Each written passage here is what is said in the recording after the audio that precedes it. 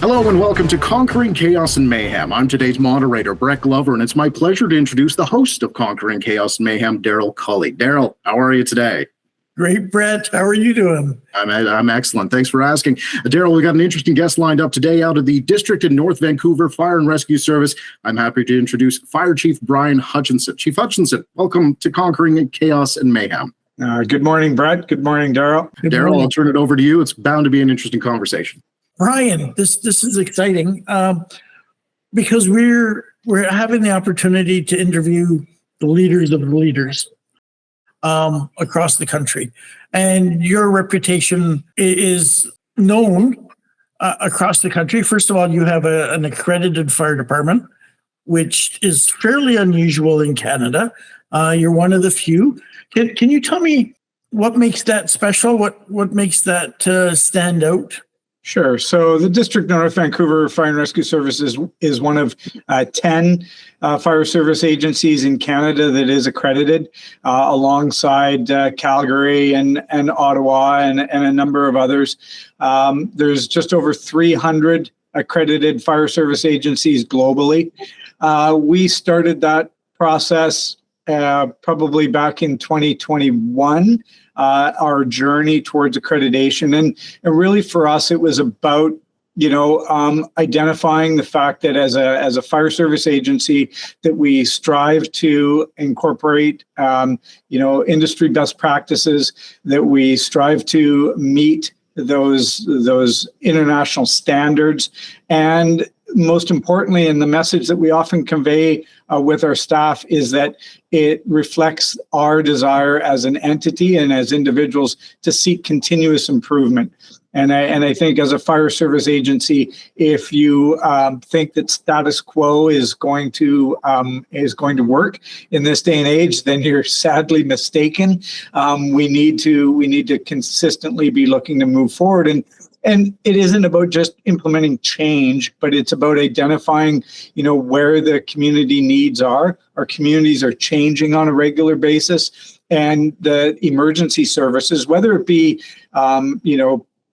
your local emergency management agency or your pre-hospital care delivery entity or your fire service, need to be keeping up with the needs of the community. You can't be delivering service that's reflective of 1990 when you're in 2023. So what got you thinking about accreditation? That's a long process. It didn't occur overnight. Yeah. In fact, it's probably a 2-year process. It was probably 2 years, probably a little bit more of that if I count how long it was on the whiteboard behind me. Before, and this is an interesting side note, is it was on my whiteboard as one of those aspirational things. And there's a number of items back there that are aspirational, that are not on the immediate workflow. And one of our assistant chiefs, we've got a command staff of 7. One of our assistant chiefs set up a time to see me on a normal work day. Didn't really indicate what it was. Just said, "Hey, I'm wondering if I can have a bit of your time for a chat." Came in. I'm standing very similar to as I am now, and we're having a conversation. And this assistant chief, she says to me, she says, "I want to lead our accreditation efforts." And as she said that, she's standing there looking at the whiteboard and looking at me, and I was really impressed that she had the wherewithal to identify that there was something organizationally that was aspirational, that I had my eye on, and she had taken the time to understand and unpack what that meant. She probably didn't fully, as none of us did, comprehend the depth and the breadth of that process. But that really started our journey. And we started to go, okay, well, if we've got somebody that's willing to help champion this, as the fire chief, of course, I have to be the champion. But if I have somebody internally on my staff that's willing to lean in, become our accreditation manager, and some of it, Daryl, and that's the side story, but some of it was examples of other fire departments. And And I remember Calgary with Chief Dongworth going through a process where there was some financial pressures on the municipality. And having a relationship with Chief Dongworth prior to that, I was very impressed with how they were able to identify for their elected leadership, based on the fact that they had done all the work of accreditation, when they were asked to make financial decisions to reduce the budget, that they were able to clearly come back to council and go, this, we can do it, and this here will be the definitive impacts of those budget changes. And that's very different than the historic fire service, where we've always tried to do more with less. So we continue to go, okay, we're gonna revise our budget and we'll continue to do what we're doing. We're a more data-driven, evidence-based decision-making model that the accreditation process really supports. You have an entity that goes, okay, and as elected officials, you have to be okay with this. And it may be the fact that response times in some of the areas of the municipality will undoubtedly increase by this percentage. Right? That's a very definitive decision. There's no gray areas there for your elected leadership to be able to shy away from. And what I saw that do, while Calgary still had to make those cuts, when things started to change, Calgary was able to really lean back in and go, okay, and the elected officials understanding accreditation were also able to go, this is where we want to get to as a municipality in the service delivery realm. And I was like, that's where the fire service needs to be. And so that's really what got me going. Accreditation gets us there. And I think accreditation brings that type of data-driven, evidence-based decision-making, strategic planning, community risk assessments. It brings it all into the culture of the organization, and it becomes a norm. That's really what I felt that accreditation would do. So many entities do little pieces. Oh, we'll do a strategic plan, we'll do a fire master plan, or we'll do a community risk assessment, but bringing it all together in a holistic way in a package that you then incorporate within your entity to move you forward. So probably a little long-winded, but that's really for me what motivated the efforts towards accreditation. We got accredited in March of 2022 when we sat before the board in Orlando, Florida. And I believe that even some of the initiatives we've already been able to put in place, our efforts through accreditation and our relationship with our elected officials, and in fact with the rest of the municipality, have been nothing but enhanced by accreditation, and has allowed us really to lean in and when people are asking why we're asking for A, B, or C, not only do we have strategic plans and community risk assessments and community risk reduction plans to back that up, but we can also lean on the accreditation piece and go, we've committed to continuous improvement and to meeting industry best practice and international standards. And there's not really an argument to make against that, right? So, no, there's not. And it puts you and your fire department in the top less than 1% of all the fire services in Canada, right? I mean, that's truly something to be honored and to be proud of. Yeah, and I think, for me, when I get out of my vehicle in the morning and I park next to, we've got a couple of command vehicles and a support vehicle where I land. Both of those, F-350 pickups with a command component. But they have the accreditation, the CFAI decal on the side of the apparatus. So every morning that decal is right in my face, and it reminds me every morning of what we've achieved and what we continue to need to achieve, because it's not a one and done, as nothing should be in the fire service. It should never be a one and done, and that there still continues to be work, but it is a reminder that as an entity and as an organization, we have we are striving to be, in that group of leaders in the fire service to make us all better, right? So, and so what's the impact on the frontline firefighter?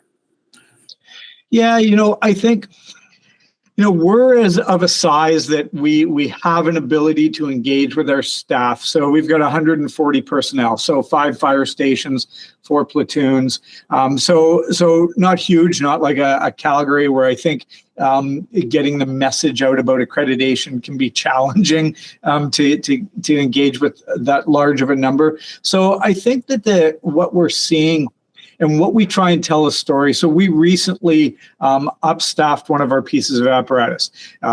For the last 23 years, this was a crossover tower rescue unit. Historically, for over 2 decades, historically staffed with 3. And, so it had been my goal for quite some time to make sure that we had 4-person staffing on all of our apparatus, just like everything else we do, and that we could actually start to use that ladder as a frontline firefighting piece of apparatus. With 3 people, it doesn't meet that for us. And so part of our story and part of our move to do that, which we rolled out, phased in last year, and then the second phase this year, was when we tell the story with our personnel that is meant to enhance their safety, their capability to deliver service, our ability to mobilize an effective response force in the shortest possible period of time.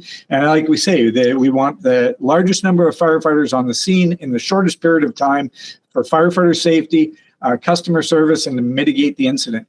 And so we tell the story and we bring accreditation into that. That's continuous improvement.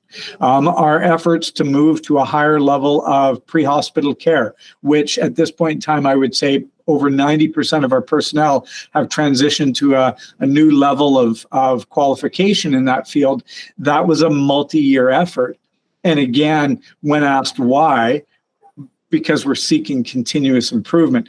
I often said that when we had the accreditation, the peer reviewers, peer assessors come and assess when they were going out to the fire stations. Of course, we gave them vehicles and they went and engaged with our staff, and we weren't there. I often said beforehand, if our members remembered only one thing about accreditation, if somebody said, well, what's this accreditation? What's this decal on the truck? If a captain or a firefighter said it's about continuous improvement, those 2 words, if that's all they remember, then that's a win.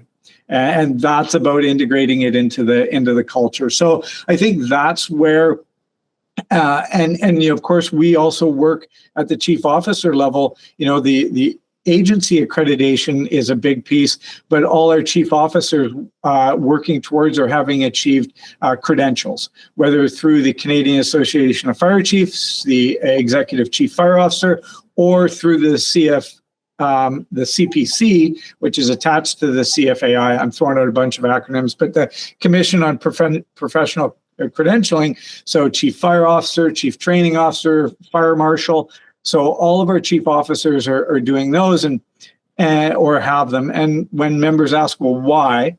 The answer is continuous improvement.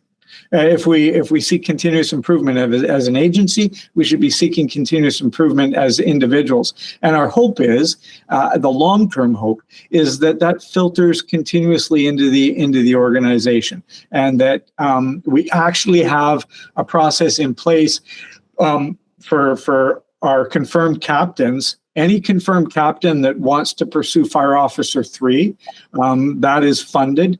Any confirmed captain that wants to pursue the Fire Officer credential through the CPC or the ECFO Aspire through the Canadian Association of Fire Chiefs, that is funded. And if they achieve both of those on an annual basis, first pay period in January, we have allotted an annual stipend that they will get on their first paycheck every year forever for holding the Fire Officer 3 and for holding a credential. So we're trying to work that through the entity.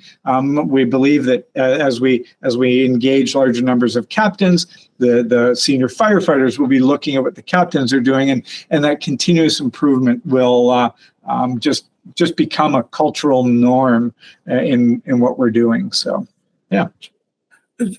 Obviously, you had to have council's buy-in, and I think a lot of chiefs may be wary of that, going to council and saying, hey, this is a 2-3 year project. It's going to cost us some money. We're going to have to really take a look at what we're doing.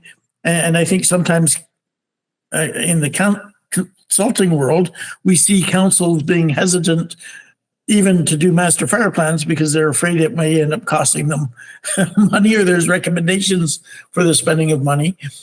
How did you get that council buy-in? How did you get them to say, yes, this is what we need to do?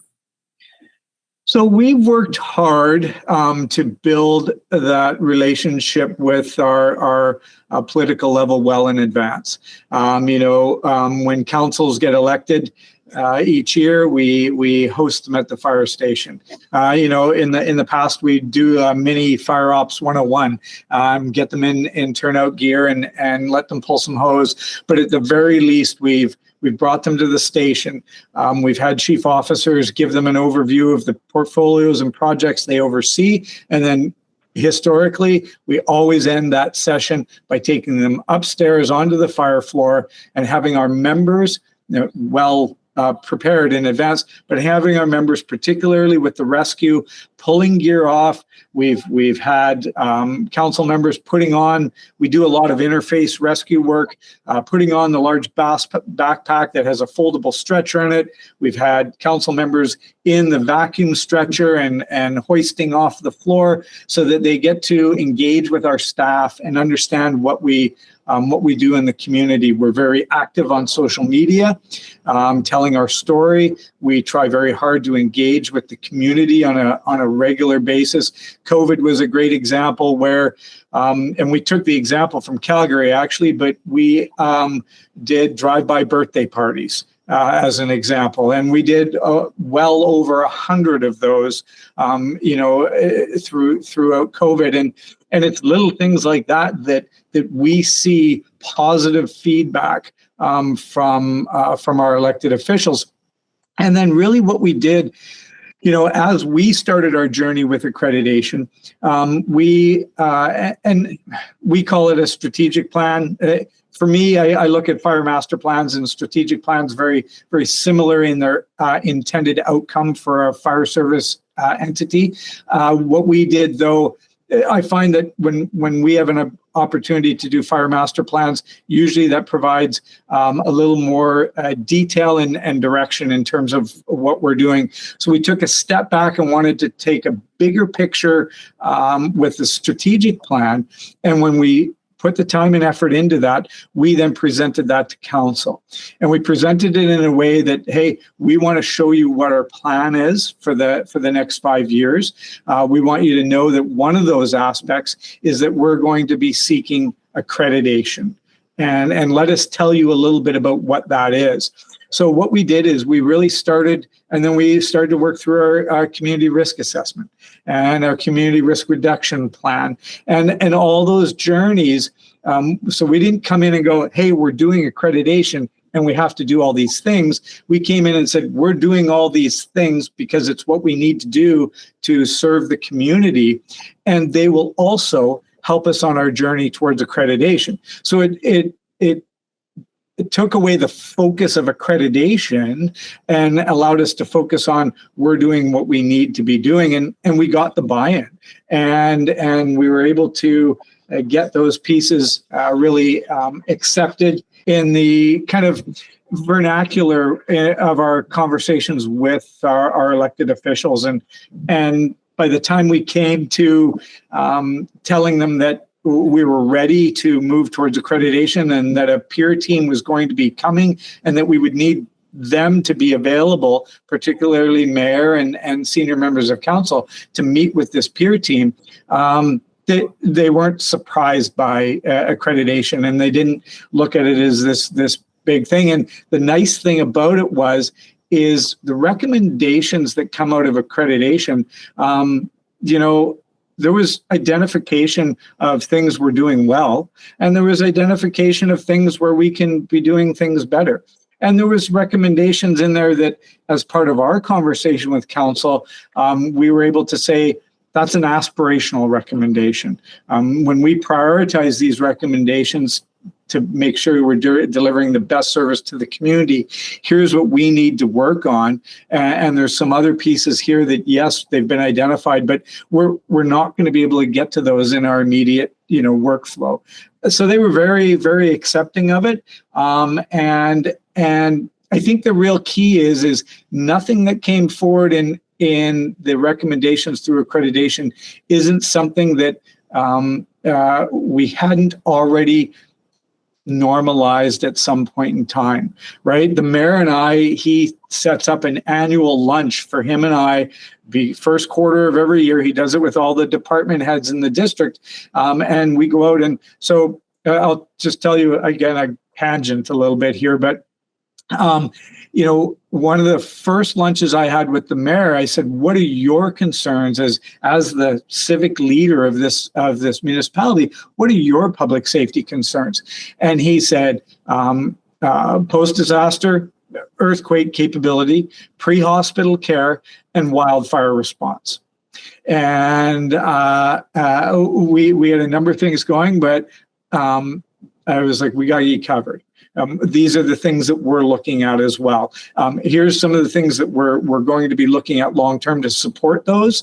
But we got this. It's on our radar. And so every year when we get back together, we revisit where he's at and his thoughts and where he sees the community. We're able to paint a really good picture for him around our lens of the community and the risks that are out there and the things that are on our radar, whether it be aging population, climate change, all those other pieces, and giving them an update and provide them, I think, a sense of comfort that emergency response capability piece is in good hands, and that we're, using the resources that we're being given in a responsible manner. And so I found that we, because of all that front end work, it wasn't something we dropped on them. It wasn't new to them, that they knew that we were a strategic thinking, strategic looking organization. So I think that the fact that we were saying, hey, now we're going to aim towards accreditation, my guess is from the response that we got, they went, well, yeah, of course you are. And we went from there, right? So. I started off at the beginning saying, there are leaders and then there are real leaders. And it's obvious why you've got that reputation. And being able to move a fire service forward in the way you have. Any recommendations or suggestion for the fire chief who's out there on the fence going, I've got 15 things on the go already. I've got pressures from council. I got pressures from the union. I've got, all these things happening. Any bit of advice on why taking that next step is worth the additional, additional work, the additional investment? Yeah. Well, I think, any time that we have an opportunity to take a step back and reflect on what we do and how we do it, and where you can have outside perspectives brought in, and entities do that in a number of different ways. It could be, somebody come in and doing a master plan or a community risk assessment. But I think as an organization, you have to self-reflect if you're going to go through the accreditation process. And I know a lot of chiefs are going to say, okay, who has time to self-reflect? It's like, okay, but if you don't take the time to think about where you want to go, then how are you ever going to get there. Like, there's an old phrase, and I have gotten beat up for using it, but proactive futuring, right? In the fire service, what is the ideal state of the fire service in the future? And if we don't think about that, then you're never going to achieve it. So it's about carving out that time. It's also about identifying, other leaders within your organization, particularly those that you may want to assist developing through succession planning, and carving out time in their workflow.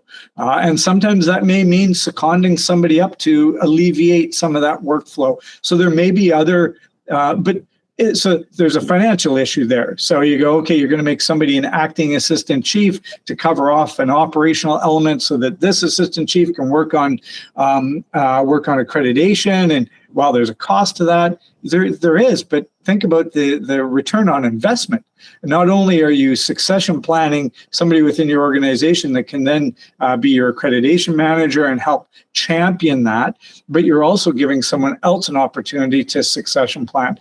The key has to be, it has to be a program and not a project. And I think too often is we assign it to somebody and go, get us to accreditation, and it's one person, and then that isn't incorporated and disseminated into the entity as a whole, and it's not going to be sustainable, and you're not going to get the value out of it. If any fire chief was looking at it, the first thing I would say, when was the last time you were out at a fire station? And I know I live it as well. I go, okay, we've got 5 fire stations, 4 platoons. That's 20 work sites, and we're a smaller department compared to a lot out there. So I know and I understand the challenges of getting out to the kitchen table. But we have to feel out and start to have the conversation at the kitchen table and get a sense of where the culture is and where the organization is, and start to drop accreditation and the concept and who else has done it, and tell stories, right? I found that telling the Calgary story at the kitchen table tweaked interest. Now, firefighters have a lot of other things on their minds and they're very operationally focused, but you tell these little stories and people go, that's interesting. Somebody else has used that and it's had a benefit to their organization. It's helped them hold and maintain and build for the future. So that would be kind of 2 parts there, Daryl. I know I may not have totally hit the question, but 2 parts is really taking a pulse check of the organization and starting to normalize the conversation around accreditation well before even taking that first initial step. And then 2, looking internally and going, okay, where do we have the depth? Where do we have champions? And ensuring that champion has the support of the rest of the organization. And we work hard to disperse the workload. We had captains, captains in training, captains in public safety, heavily engaged in helping create the content for our accreditation package. So, and that's about developing future leaders, but also about allowing them to take ownership of the areas that they have expertise in.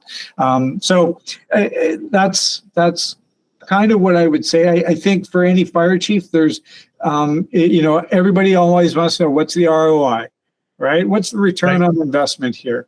And I tried to tell people that, I believe that we've already started to see that ROI here in the district.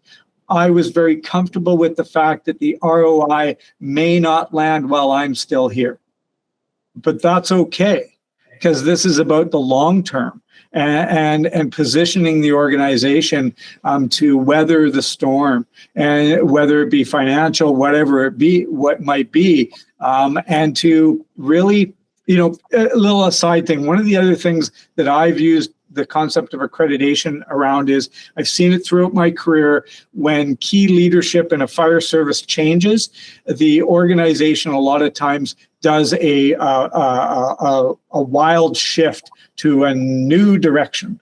And then we have another fire chief come in several years later and we do another shift.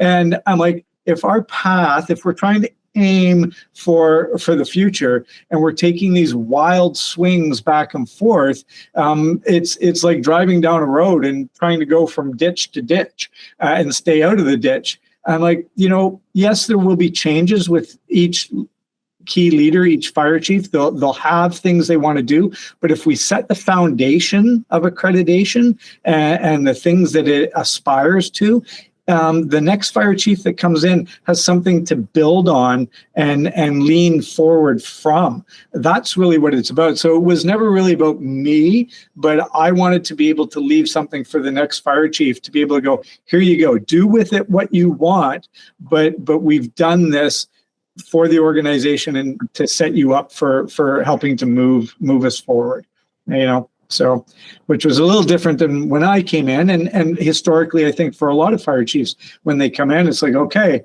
where do we want to get to? Do an assessment, pulse check, and try and figure things out. I think walking into an accredited agency allows the fire chief to start from a much higher place on that ladder, so to speak. So you have brought out so many points.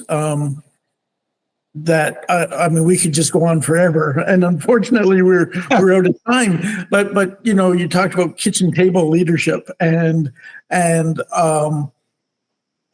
putting a single direction in front of the fire department. It's truly an honor to get to have this opportunity to chat with you on this. I'm hoping that we'll be able to have. Add you to another podcast or two to maybe talk more specifically about, the concept of kitchen table leadership going with each platoon or some of these other ideas that you brought out. But thank you, Brian. It's been insightful. Actually, you've got me pretty excited because it's amazing to see how a direction can take a whole organization and move it forward in such an amazing way. Again, top 1% of all fire services in Canada. In the world, there's only 300 that have reached what you've been able to do. So that's amazing. Daryl, if I can leave you with one thing, one of the things that I always circle back with here is there's two things that underlie my decision-making process with almost anything we do: firefighter safety and customer service. And accreditation supports both of those immensely. And I use those as my guiding principles and as our organizational guiding principles. And that decision-making process lines right up with it. And I really appreciate the opportunity to be able to share some of that with you. And hopefully we can do this again. Well, I hope we can have you on as well, Chief Hutchinson. I really want to echo Daryl's comments and thank you for joining us on Conquering Chaos and Mayhem, sharing your insights with us today. It's really appreciated. Thank you. And on behalf of our host, Daryl Cully, I'd like to thank our audience for listening to Conquering Chaos and Mayhem. We'll see you next episode.